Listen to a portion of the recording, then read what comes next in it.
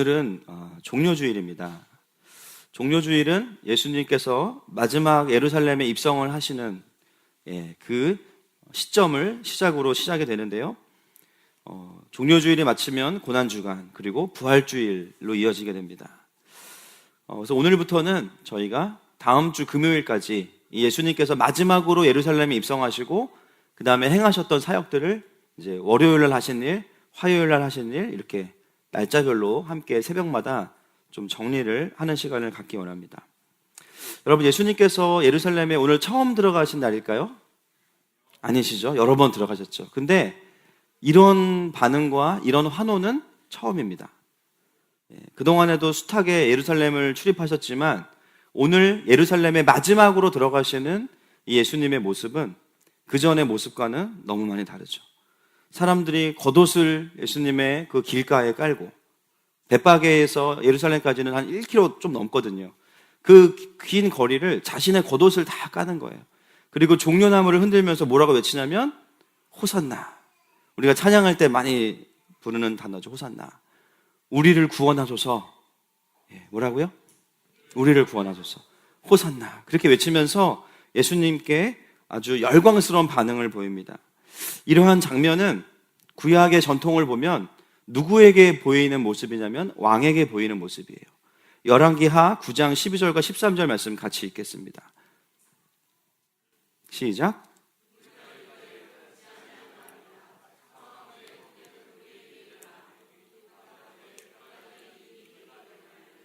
여호와의 말씀이 내가 내게 기름을 부어 이스라엘 왕으로 삼는다 하셨다 하더라 하는지라. 무리가 각각 자기의 옷을 급히 가져다가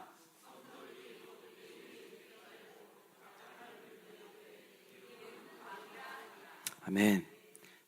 그래서 표면적으로는 지금 오늘 이 종려주일인 예루살렘을 입성하시는 장면은 굉장한 축제같이 보이죠. 수많은 사람들이 예수님께 함성을 지르고 막 기쁨이 넘칩니다. 그런데 오늘 이 환호성 뒤에 이 그림 안에는 사실은 그 환호성보다 더 큰 감추어져 있는 예수님과 유대인의 간격이 있어요. 바로 예수님께서 예루살렘에 입성하시는 이유와 그 예수님을 향해서 환호를 지르는 이스라엘의 이유가 다르다라는 것이죠. 예수님은 먼저 왜 예루살렘에 이렇게 입성하시는가? 그동안에 사실 예수님은 자신이 드러나는 것을 기뻐하셨습니까? 아니면은 꺼려하셨습니까? 꺼려하셨어요. 그 이유가 뭘까요? 마태복음 16장 20절 말씀 같이 읽겠습니다. 시작. 이에 제자들에게 경고하사 그리스도인 것을 아무에게도 이르지 말라 하시니라. 아멘. 베드로가 주는 그리스도시요 살아계신 하나님의 아들이십니다. 이렇게 고백을 하고 선포했음에도 불구하고 바로 그 베드로에게 조용해라. 아무에게도 말하지 마라. 이렇게 말씀하셨어요. 늘 자신이 드러나는 것을 경고하여서 못하게 하시던 예수님께서 이제는 자신의 사역을 이슈화시키시고 알리시기 시작한 거죠. 그것은 무엇을 의미합니까? 이제는 예수님의 사역이 어느 정도 완성되었다는 것을 의미합니다. 그동안의 3년 동안의 사역을 통해서 예수님이 하나님 되심을 충분히 증거하셨고 또 제자들에게도 예수님이 누구이신지를 이제는 좀 알려주셨다라고 생각을 하신 거예요. 그래서 이제는 모든 예루살렘이 예수님께서 십자가로 가는 과정을 비밀리에 진행한 것이 아니라 모두가 주목하기를 원하셨던 거죠. 그리고 두 번째 이유는 뭐냐면 따라합시다. 언약의 성취. 언약의 성취입니다. 왕으로 들어가시는 모습은 바로 구약에 예언된 말씀이에요. 오늘 예수님께서 예루살렘에 들어가실 때 여러분 어떤 교통수단을 이용하셨습니까? 방탄 차량?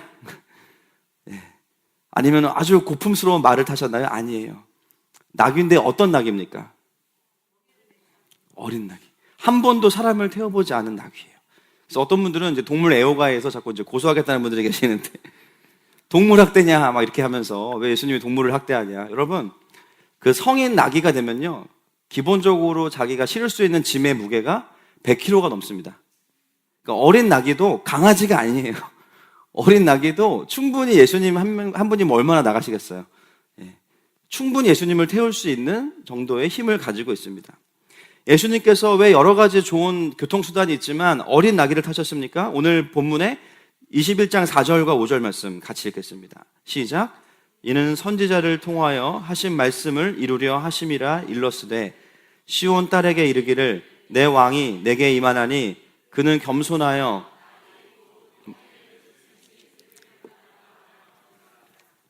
아멘. 이 말씀은 스가랴서 9장 9절의 예언입니다. 구약에는 예수님에 대한 메시아에 대한 예언이 300가지가 넘습니다. 예수님은 그 예언을 어떻게 하셨어요? 다 이루셨어요. 심지어 죽은 이후에 그 뼈가 상하지 아니할 것이다. 그 예언까지도 다 이루셨습니다. 한 사람에 의해서 이 모든 예언이 만족될 수 있는 확률은 제로입니다. 그 말은 뭐냐면 예수님께서 바로 메시아가 되신다는 것을 의미하시죠. 구약의 예언은 메시아가 압제하고 군림하는 왕이 아니라 겸손한 왕으로 오실 때 이런 모습으로 오신다고 예언하고 있고, 예수님은 그 예언대로 정확하게 그 모습으로 예루살렘에 입성을 하시는 거죠. 예수님의 마지막 목적지는 어디입니까? 십자가예요. 십자가. 예루살렘에 입성하신 예수님의 마지막 목적지는 십자가입니다. 이것이 예수님께서 예루살렘 입성을 향해서 가지고 계셨던 그분의 그림이자 의도였습니다. 자, 그러면 이 예수님을 바라보는 사람들의 의도는 무엇인가? 바로 이 부분에서 굉장한 간격이 발생하는 거죠. 오늘 본문의 21장 10절과 11절 말씀을 같이 읽겠습니다. 시작. 예수께서 예루살렘에 들어가시니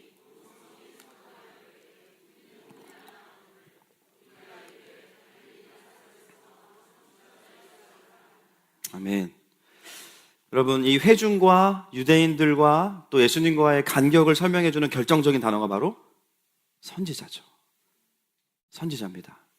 지금 이 유대인들은 예수님을 구원자로 보고 있지 않은 거예요. 이 선지자라는 말 안에는 여러 가지 의미가 있습니다. 유대인들에게 있어서 예수님은 여전히 구원자가 아닌 선지자였습니다. 과거에도 이런 선지자들이 있었거든요. 병을 고치고 기적을 행하고, 심지어 유대인들이, 이스라엘이 강대국의 압제를 받을 때 하나님께서 선지자를 보내시거나 사사들을 보내셔서 기적을 행하시고 하나님의 말씀을 선포하게 하신 다음에는 어느 정도의 그 강대국으로부터의 자유를 주시죠. 정치적인 해방을 주셨습니다. 지금 유대인들이 기대하는 수준은 어떤 수준이냐면 우리를 위해서 십자가에서 죽으실 거라는 생각은 전혀 못하고 있는 거예요. 지금 유대인들이 바라보는 것은 뭐냐면 이 예수라는 선지자가 우리를 로마의 압제로부터 자유케 할 것이다. 여기에 지금 초점을 두고 예수님을 환호하고 있는 것입니다. 그런 어려운 상황에 하나님께서 보내주신 기가 막힌 선지자 예수, 얼마나 좋겠어요. 요즘에 한참 우리가 그 대선 시즌을 보내고 있죠. 여러분, 예수님을 한번 대선 후보에 올려보세요. 어떨 것 같습니까? 제가 설교 준비하면서 한번 예수님을 기호 0번에 딱 올려봤는데요. 지지율 99% 될 것 같아요. 보세요. 유세하러 갔다가 호남 지역에 호스피스 병동에 들어가서 가장 아픈 사람을 말기 암 환자를 기도로 고쳐버려요. 할렐루야. 유세장에 온 사람들을 도시락 하나 있는 사람을 데려다가 안수하고 감사기도 하고 다 먹여버립니다. 얼마나 많은 사람들이 예수님을 정말로 정치적인 메시아로 추앙할 만하겠습니까? 우리 문재인이나 안철수 후보는 될 게 아닙니다. 인신공격 아닙니다. 예수님이 한번 왕이 되시면요, 의료 문제, 경제 문제 다 끝나는 거예요. 뭐 로마의 총독 장풍으로 날려보내면 됩니다. 그 뭐 모든 문제, 북핵 미사일 문제 다 끝나는 거예요. 바로 그냥 통일되는 거죠. 이미 예수님께서 그 행하셨던 기적들을 보면서 많은 사람들이 다 그런 생각을 했었어요. 요한복음 6장 15절에 보면 이런 말씀이 있습니다. 함께 읽겠습니다. 시작.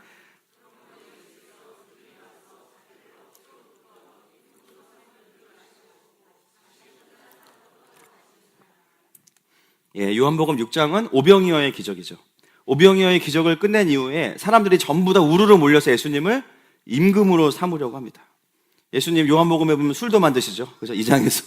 그러니까 못 하시는 게 없는 거예요. 완전 만능이시잖아요. 무리를 걷기도 하시고 해군도 필요 없습니다. 수많은 사람들이 예수님을 향해서 정말 그런 마음을 가질만 하다라는 거죠. 이미 이전부터 예수님을 왕으로 세우고자 하는 움직임들이 있었던 것입니다. 오늘 우리가 그런 맥락에서 오늘 본문을 이해할 필요가 있어요. 지금 우리는 종려주일 그러면요, 예수님이 우리의 구원자시라는 것을 우리는 알아요. 그래서 우리는 기뻐요. 그러나 그 당시에 그 시대의 문맥은 그게 아닙니다. 그 사람들은 예수님을 구원자로 메시아로 환영한 것이 아니라 우리를 로마의 압제로부터 해방해 줄 수 있는 좋은 정치적인 지도자. 그때는 종교와 정치가 합쳐져 있었기 때문에 선지자이면서도 정치 지도자인 거예요. 그 예수님을 열렬히 환영하고 왕으로 모시고 있는 것이죠. 바로 그것이 오늘 유대인들이 예수님을 향해서 보이고 있는 환호의 본질이자 동기였습니다. 예수님은 예언을 성취하기 위해 오셨는데 사람들은 예수님을 바라보면서 소원을 성취하려고 합니다. 예수님은 죄인과 같이 되셔서 십자가에 오르시려고 왔는데 사람들은 예수님을 왕으로 모셔서 왕좌에 오르게 하고 덕을 보려고 합니다. 여러분, 이 엄청난 간격이 오늘 본문 안에 흐르고 있는 것이죠. 그래서 오늘 본문은 사실은 환희와 감격과 영광스럽게 보기에는 조금 어려운 부분이 있습니다. 때로는 우리도 예수님께 환호하죠. 기뻐하고 오늘도 찬양했어요. 그런데 여러분, 그 환호는 진짜일 수도 있고 아닐 수도 있어요. 유대인들이 오늘 예수님께 보였던 환호는 진짜였습니까? 가짜였습니까? 가짜였어요. 왜요? 5일도 채 되지 않아서 그 예수님을 향해서 호산나 우리의 왕이여 다윗의 자손이여 우리를 구원하소서 당신이 우리의 왕이 되셔야 됩니다라고 말했던 유대인들이 금요일이 되니까요, 그 환호가 뭘로 바뀝니까? 야유로 바뀌어요. 예수를 십자가에 못 박아라. 온 성이 예수님을 환영했다가 이제는 온 성이 예수님을 십자가에 못 박으라고 이야기합니다. 물론 100%는 아니겠지만 이 중에 상당수의 사람들은 그 예수님을 죽이고자 하는 무리에 껴서 동일하게 시위하고 야유를 보내면서 예수님을 십자가에 못 박으라고 이야기했던 것이죠. 불과 주일과 금요일 동안 5일 사이 동안에 그 성에는 어떤 일이 일어난 것일까요? 그들에게는 예수님에 대한 실망이 있었습니다. 그들이 기대했던 것은 예수님은 오자마자 바로 예루살렘으로 들어가셔서 로마 총독을 장풍으로 날려버리고 보좌에 앉으셔가지고 날마다 오병이어의 기적을 일으키셔야 되는 분이었어요. 아픈 사람은 나오면은 그냥 한 방에 다 날찌어다 그러면 다 그냥 다 나아야 돼요. 그런 기대했던 모습과 전혀 다르게 예수님 오셔서 로마 군인에게 잡히시고 무기력한 모습으로 골고다 언덕에 십자가를 지고 올라가시게 되죠. 자기를 변호할 줄도 모르는 그런 죄인의 모습으로 유대인들에게는 다시 보여지게 됩니다. 수많은 사람들이 예수님의 왕되심을 기대했다가 엄청 실망한 거예요. 우리는 알고 있습니다. 예수님께서 이 땅에 오신 목적이 로마의 압제로부터 이스라엘을 해방시키는 것이 아니라 사실은 더 강력한 부르심이 있어요. 로마의 권세보다 훨씬 더 강력하고 훨씬 더 압제하는 근본적인 죄와 사망의 권세로부터 우리를 구원하시기 위해 오셨습니다. 그런데 유대인들은 그것을 알지 못한 거예요. 여러분, 만약에 예수님이 오셔서 로마로부터 이스라엘을 구원하실 수 있을까요? 없으실까요? 있으시죠. 왜 못하시겠습니까? 충분히 하실 수 있습니다.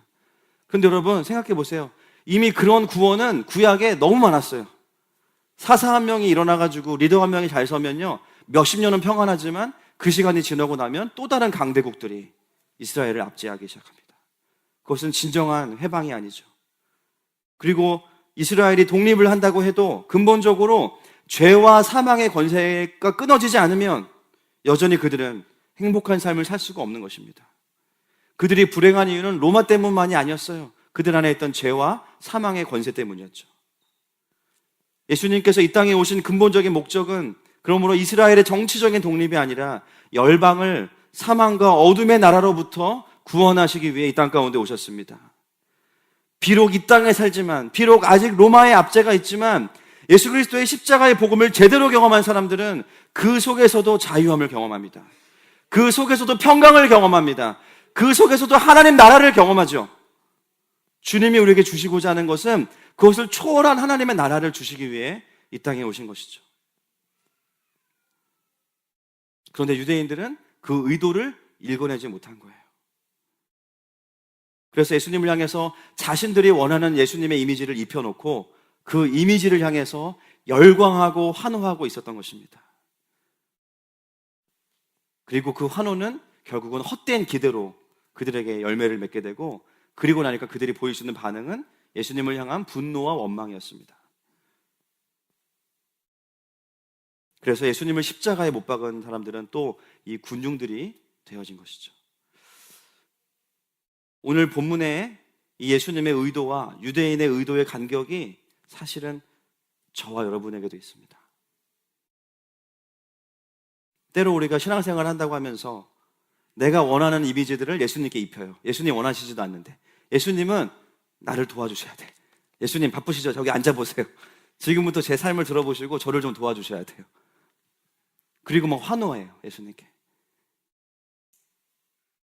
내가 원할 때 내게 기도 응답을 주셔야 되고 내 문제를 해결해 주셔야 되고, 그래야 예수님은 예수님이신 거죠. 때로는 우리가 예수님을 높이는 것 같고 예수님을 기뻐하는 것 같아요. 그런데 그 경배와 기뻐함이 진짜인지 아닌지는 조금 더 지나봐야지 알 수 있습니다. 왜냐하면 그 엄청난 환호가 순식간에 응답과 해결을 얻지 못하면 순식간에 원망으로 바뀌면서 유대인들의 모습과 똑같은 모습을 갖게 되는 거죠. 예수님을, 육신의 예수님이 보이지 않기 때문에 십자가에 못 박을 수는 없지만 우리 예수님을 원망할 수 있어요. 왜 도와주시지 않습니까? 왜 내 삶에 일하시지 않습니까? 예수님의 의도와 예수님의 마음은 잘 모르는 상태로 우리는 우리의 필요들만 가지고 예수님을 볼 수 있습니다. 신앙생활이 그래서 어떻게 되냐면요, 환호하고 실망하고 원망하고 또 환호하고 실망하고 원망하고, 이 사이클이에요. 저에게 오신 분들은 이 사이클을 벗어나고 계신 줄로 믿습니다. 오늘 본문은 대충 읽으면 굉장히 분위기가 좋아요. 그런데 사실은 진정한 축제는 아니라는 것이죠. 바로 예수님의 예수님 되심으로 인한 기뻐하는 사람들은 그 수많은 유대인 군중들 가운데는 없었다라는 것입니다. 그들이 기뻐했던 것은 물질적으로 로마의 압제로부터 해방되는 것에 대한 기대감이었지, 하나님의 뜻이 성취되고 하나님의 나라가 확장되는 것에 대해서는 알지 못했던 것이죠.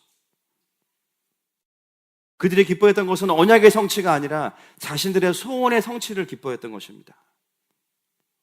사랑하는 여러분, 신앙생활의 기쁨은 소원 성취만이 아니라 그보다 훨씬 더 강력한 하나님의 뜻과 언약이 내 삶에 성취되는 것입니다. 그리고 그 안에 우리의 삶의 자리가 있어야 되는 것이죠. 제가 오늘 본문을 보면서 목사지만 좀 이렇게 주님께 반발심이 들더라고요. 뭐냐면, 애초에 오셔가지고 기적을 안 일으켰으면 우리가 헷갈리지가 않잖아요. 오병이어의 기적을 왜 일으키셔가지고 우리가 그걸 보고서는 그런 마음이 안 되겠습니까? 저라도 오병이어의 기적을 딱 일으키시면 주님 저랑 도시락집 차리시죠, 이런 말 할 것 같아요. 죽은 사람을 안 살렸으면 기대라도 안 하지. 병든 자를 안 고치셨으면 우리가 기대라도 안 하죠. 기적을 다 일으키셔놓고는 갑자기 우리가 틀렸다고 하니까 너무 막 마음이 어려운 거예요. 물론 주님이 우리 삶에 그렇게 일하고 계십니다. 할렐루야. 그런데 거기서 끝나면 안 된다는 거죠. 무엇입니까? 기적을 일으키신 다음에 예수님께서 항상 말씀하시는 게 있어요. 그 기적을 통해서 영적인 진리를 말씀하시죠. 오병이어의 기적을 일으키신 이후에 내가 하늘에서 내려온 생명의 떡이다. 사람들은 물질적인 것을 경험하면서 영적인 것을 경험합니다. 문제는 뭐냐면요, 우리의 시선이 하늘로 올라가지 못하는 거예요.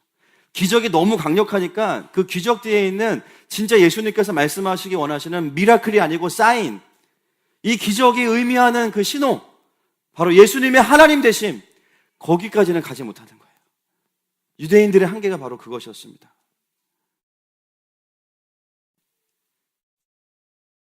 잘 듣지 못한 거죠. 눈에 보이는 응답 자체가 너무 충격적이니까. 그러나 우리는 예수님의 의도에 더 귀를 기울일 필요가 있습니다. 여러분, 예루살렘 성에 입성하는 예수님의 마음이 어떠셨을 것 같아요? 첫 번째, 어린 낙이라 좀 불안해. 그죠? 얘가 중간에 뒷발기질하면 어떡하지? 모양 빠지는데? 그런 부담감도 있으셨을 거고. 가장 중요한 건 뭐냐면 이 수많은 군중들 안에 예수님을 예수님으로 보고 있는 사람이 없다라는 외로움이셨을 거예요. 이 사람들이 날 향해서 환호하는 것들이 나를 바라보는 것이 아니라 나의 능력과 내가 일으켰던 기적을 통해서 자신들의 좀 삶이 윤택해 보고자 하는 그런 의도가 있구나. 그 외로움이 있으셨을 거예요. 여전히 오해하면서 환호를 지르는 유대인들을 바라보시는 예수님 마음은 너무 안타까우셨겠죠. 그리고 또 한 가지는 배신감. 여러분, 배신을 당해본 적 있으십니까? 배신, 배반. 나를 좋다고 막 달려들던 사람들이 어느 순간 마음이 변해서 좋다고 달려드는 게 아니라 죽자고 달려듭니다. 그때는요, 뭐 위협을 느끼는 것도 위협을 느끼는 거지만 굉장히 배신감 때문에 힘들어요. 그 배신감은 사람들을 향한 소망을 낙심시키기에 충분합니다. 그런데 우리 예수님 전문 분야가 뭔지 아세요? 배신당하기 아닙니까? 하나님, 인간을 창조한 이래로 가장 많이 겪으신 것, 예배가 아니에요, 배신이에요. 주님이 몸이 없으셔가지고 암이 안 걸리시는 거지, 몸이 계셨으면 벌써 모든 암을 다 가지고 계셨을 거예요. 날마다 배신하고 떠나는 인간을 바라보면서 얼마나 마음이 상하시겠습니까? 지금 인간의 몸을 입고 오신 예수님도 계속해서 그 배신 속에 살고 있는 거죠. 심지어 5일 후에는 제자들도 다 자기를 떠납니다. 저 같으면 거기서 어린 나귀를 타고 과연 그 영혼 없는 환호성을 들으면서 입성하고 싶을까? 저 같으면 좀 승질이 날 것 같아요. 예수님 어떻게 하시냐면요, 묵묵히 그 성을 향해서 들어가십니다. 자신의 사명을 잃어버리시지 않아요. 그 와중에도 언약을 성취하시기 위해서 계속해서 십자가를 바라보십니다. 인간의 왕들이 군림하는 왕의 보좌가 아니라 진정한 겸손의 왕의 자리, 바로 험한 십자가의 자리. 그 자리만이 이 알지 못하는 백성들을 구원할 수 있는 유일한 자리이기 때문에 예수님은 사람들의 마음에 자신의 마음을 다 빼앗기시지 않습니다. 그래서 여러분, 내일 새벽부터 보게 되는 본문들은, 그 예수님의 마지막 사역들은 굉장히 중요해요. 뭐냐면요, 마지막으로 예수님께서 그 오해들을 다시 교정하시는 사역들이 내일부터 보게 되는 마지막 사역들입니다. 그래서 예수님이 누구신지, 예수님의 권위가 어디로부터 온 것인지, 또 한 명의 사람이 딱 등장합니다. 그 사람은요, 오늘 본문에 보고 있는 유대인 군중과는 전혀 다른 사람이에요. 그 사람은 환호하지 않아요. 정반대입니다. 그런데 중요한 것은 예수님께서 그 사람을 너무 기뻐하세요. 그 사람이 누군지 아십니까? 수요일 새벽 예배 때 말씀드리겠습니다.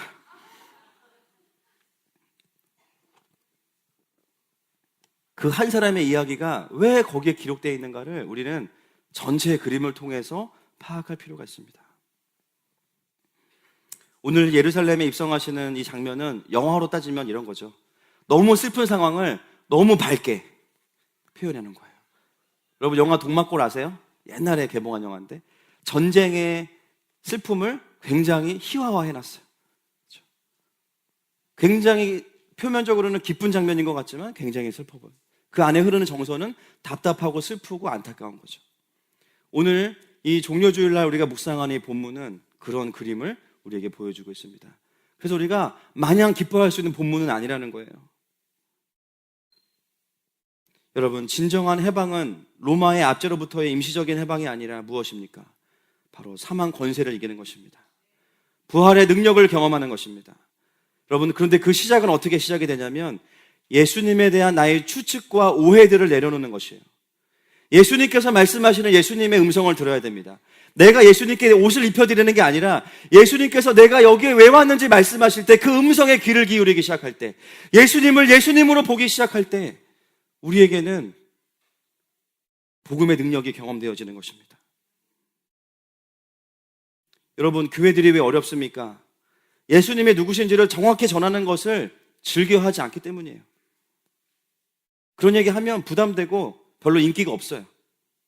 만약에 이 수많은 사람들이 예수님께 환호하고 있을 때 예수님께서 큰 마이크에다 대고 나는 5일 뒤에 극악 무도한 사람들만 죽는 십자가에 죽을 거다. 그럼 그 사람들 어떻게 반응할까요? 에이, 그러면 다 빠져나가겠죠. 그것이 인류를 구원할 유일한 대안인 것을 알지 못하는 것이죠. 여러분, 교회가 복음의 능력을 잃어버리는 이유는, 사람들이 모이지 않는 이유는 온전한 복음을 전하지 않기 때문입니다. 사람이 많이 모이는 게 부흥이 아니라 복음이 선포돼서 영혼들이 살아나는 것이 부흥이죠. 할렐루야. 예수님의 의도는 전하지 않으니까 설교는 하는데 능력은 안 일어나. 예수님의 마음을 풀지 않으니까 사람들이 바뀌지 않는 거예요. 대신에 뭘 이야기합니까? 복음을 말하지 않고 복을 얘기해요. 복을. 기도 열심히 하면 다 된다. 헌금 많이 하면 다 된다. 다 됩니까? 저도 목회자이기 때문에 좋은 얘기만 하고 싶어요. 밝은 얘기. 근데 그러면 그럴수록 우리는 이 종료주의를 매주 거짓으로 보내는 거죠. 여러분, 진짜 복은요, 복음이 선포될 때 주어지는 것입니다. 아멘이십니까? 순서를 잃어버리면 큰일 납니다. 예수님의 의도가 전해지지 않으면 거기엔 생명이 없는 거예요.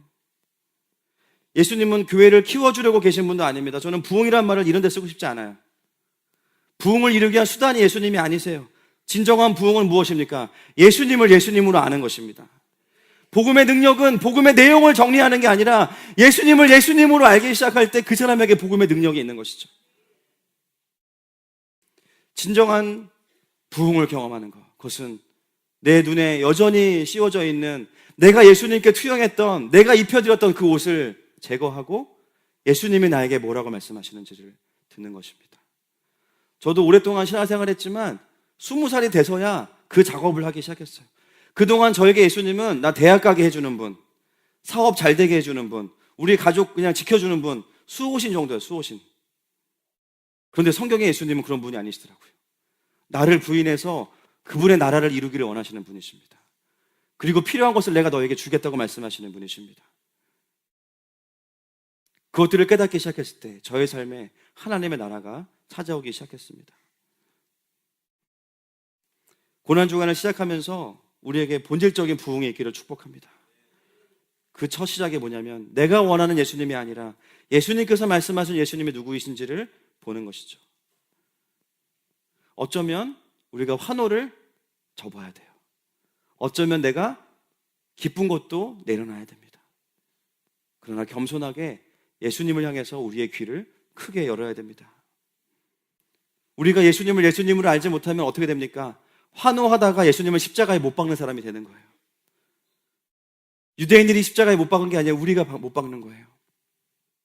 내 기도 들어주시지 않으면, 내 삶에 응답하시지 않으면 그 예수님 우리는 언제든지 버릴 수 있는 것이죠. 그러나 예수님을 예수님께서 말씀하시는 것으로 보게 될 때 우리는 그분의 십자가의 능력을 경험하게 됩니다. 그래야 우리가 부활주일날 진정한 환호를 주님께 드릴 수가 있는 것이죠. 여러분, 우리 아이들에게도 예수님이 예수님으로 들려주기를 축복합니다. 아멘이십니까? 전래동화의 한 전설의 인물이 아니라 실제 예수님으로.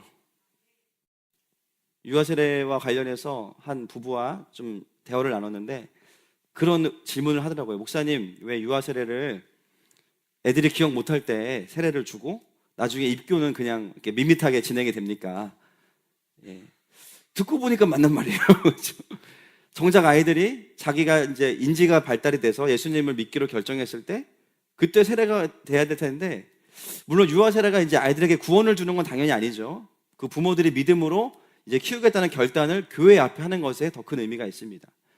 생각해 보니까 이게 좀 맞는 말이에요. 그래서 제가 그렇다. 만약에 아이들이 원하면 세레모니도 한번 하면 어떻겠냐. 예, 다들 뭐 이단이 아니냐 여러분 계시는데, 그래서 좀 더 실감나게 하는 거죠. 침례로, 침례. 사실은 중학교 2학년쯤 되면 아이들이 이제 사춘기인데 그때 또 예수님 믿으라고 하면 안 믿거든요. 침례로 진행을 하면서 예수님이 안 믿는 애들은 좀 물에 오래 집어넣었다가 생명의 그러니까 뭐 너무 오래는 안 되고요. 좀 생명의 소중함이 느껴질 때 예수님 믿을래 말래 해가지고 이제 딱 하면 그게 세례의 본질이 아니겠습니까?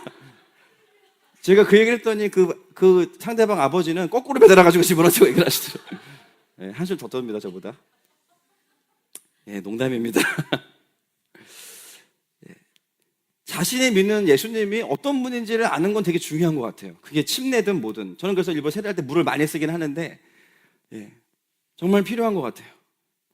우리 아이들에게도 예수님이 예수님으로 전해지기를 축복합니다.